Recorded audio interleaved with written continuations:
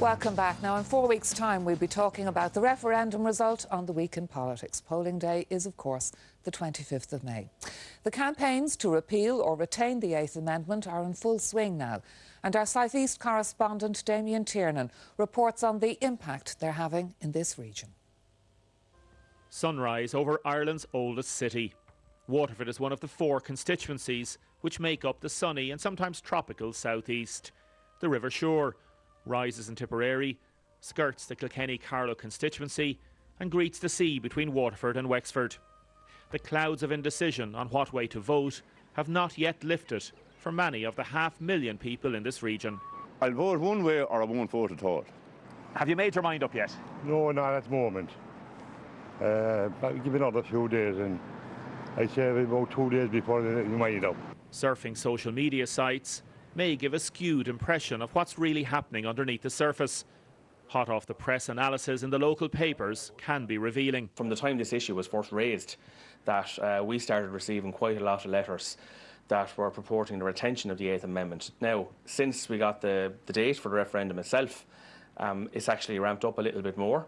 But it is interesting that I think the No campaign has clearly targeted newspapers, because it's no great surprise to say to anybody that the average age of a newspaper reader is considerably higher than, I'd say, the average age of a Twitter or Facebook user. And I think it's interesting, I would say, from the Yes perspective, the Repeal the 8th campaign perspective, that they've largely conducted their campaign through Twitter and Facebook and other social media. So it's a sign of the times more than anything in terms of how people are getting their messages out. All across the region, posters from both sides are up. Campaign teams are out. At the moment, we're getting good numbers in Waterford, in the city. So 20 upwards the last few nights. So the numbers are actually steadily rising in the last couple of weeks. In Tramore, we only just started here in Tramore this week. We had a couple on the first night, and we had 7 or 8 last night. So it's actually, people are really enjoying it because it's really positive. Well, I'm from the Netherlands, and I have seen in the Netherlands what abortion could do to a country.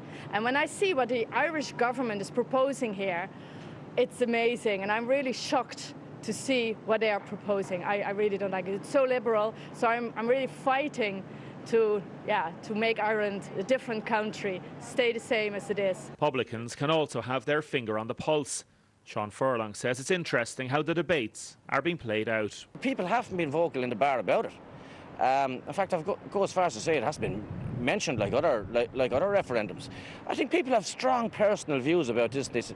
Most people are keeping it to themselves. One way of judging the mood on an issue in a region is what's being said on local radio stations. Stations across the southeast say the temperature on this debate is really hotting up. Emer Niamh Rainon presents the main morning current affairs show on Kilkenny-Carlow local radio.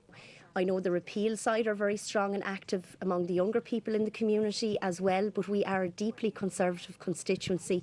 Previous results for the referenda have shown that towards other constituencies, and it's reflected in our political representation as well. TDs in the region encompass the varying views of their constituents. It's not about 6 weeks or 12 weeks or 24 weeks or 36 weeks. It's the fact that this is the last chance saloon for the people of Ireland to have any say in future. If the 8th Amendment is removed by the people, we will never again be consulted. People know this is about compassion and about care and trusting women, and there's a very strong yes vote coming back on the doorsteps, especially in the urban parts of Waterford City.